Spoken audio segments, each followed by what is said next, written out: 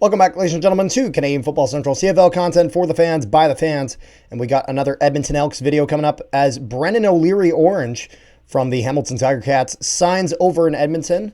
One of the few instances where a player has played both on the team I cheer for, the Winnipeg Blue Bombers, as well as the team that Rick cheers for, the Hamilton Tiger Cats. He signs over in Edmonton. And firstly, Rick, do we know the term of this deal by as of when we're recording this, which is on February 7th? It's a one-year deal.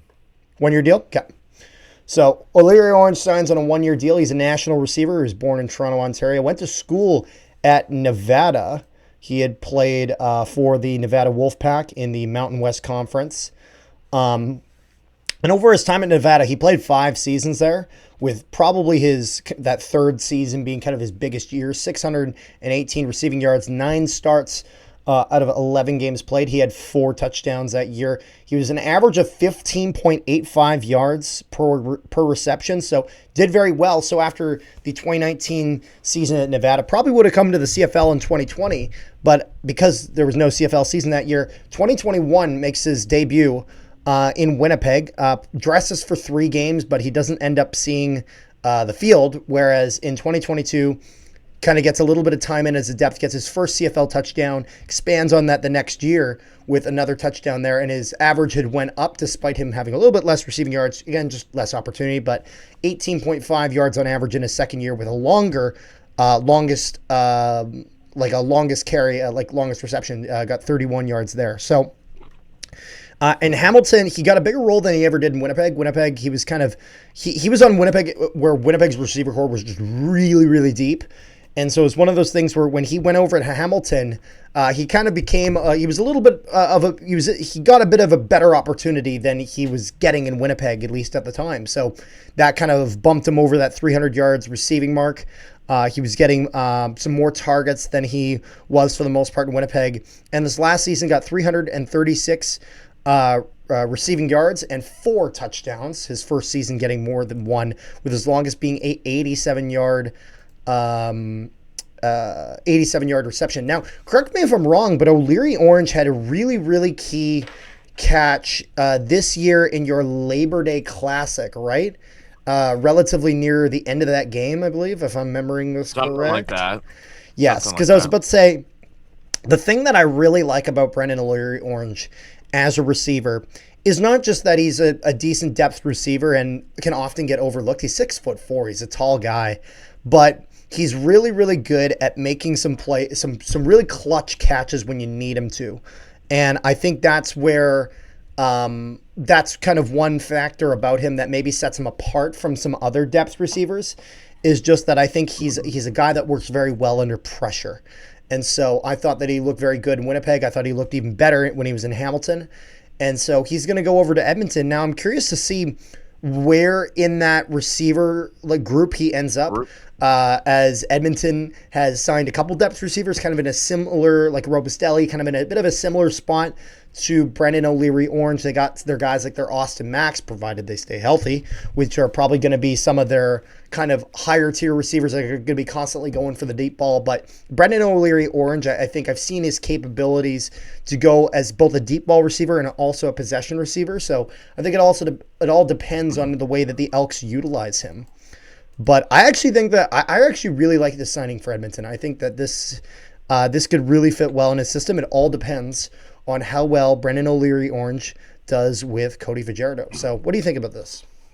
So before let's just say, when he came to Hamilton, he's put up career numbers. Yep. And he beat it, and his 2025 numbers beat his 2024 numbers by 1 yard. You got 335, then 336. But you got to also remember, so his first year was in 22, where he had 233 yards, 1 touchdown. That was his first season that he actually saw field. He was under contract he was only ever a backup who never touched the field in 2021. But yes, 23 he had 111 yards, 1 touchdown. Yep. So 24, he set a career high in yards. In 9 games, he had 335 and 1 touchdown. But then 2025, he had 336, so up by 1, but 3 with more 4 touchdowns. Because he had touchdowns. 4 touchdowns. Yep. Someone was trying to tell me this year that they can see Brandon O'Leary Orange putting up 1,000 yards. And I'm thinking to myself, I'm like, buddy, what are you... Did ever... Okay, he can put up a... it's not that he... I'm going to be clear about this. I don't think that he's not necessarily capable of getting 1,000 yards. I don't think he'll be in the position in Edmonton to get that. You know what I mean? Like, you got to be... That's the hard thing. Like, if you think about a guy who can get 1,000 yards and whatnot, Ontario Wilson, when he came into Winnipeg, he comes in as a backup because Dalton Schoen goes down. And he absolutely lit the world on fire.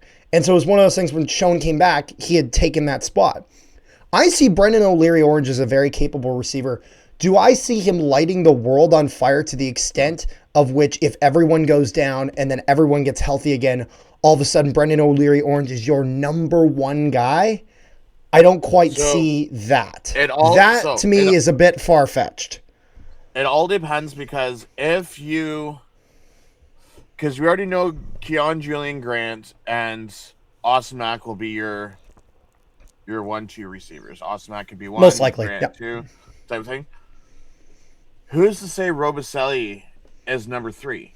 Who's to say Brendan O'Leary Orange is number 3? And that's where something like the preseason, even just the earlier games in the season, will probably determine that. If Brandon O'Leary Orange is the number 3, I could see him getting like 800 to 900. Yeah. Like, I'll put it this way. If he's number 4, then... His best year, he's gotten 336 receiving yards. I think that even in a reduced role, I could see him for sure getting 500 receiving yards. I could see him for sure going up to 500. Potentially 800-900, depending on what kind of role the Edmonton Elks put him in. 1,000? Not impossible, but that seems like a big jump for just 1 year. There would have to be a lot of external factors to that. Again, not incapable. Want to make sure that's very clear. He is not incapable of that. It's just, I don't know if the forces around him to put him in that position will be that kind. That's what I'm not sure about. Next time we have Brendan O'Leary Orange on the channel, like, Carter, I'm going to make you eat those words.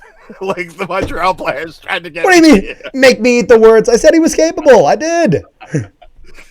He's a great receiver. I enjoyed his time in Winnipeg, and I thought in Hamilton he looked even better. He's a guy, he's growing, he's getting better, and, he's been doing well with that. He's only 28 years old. He's got a lot of time.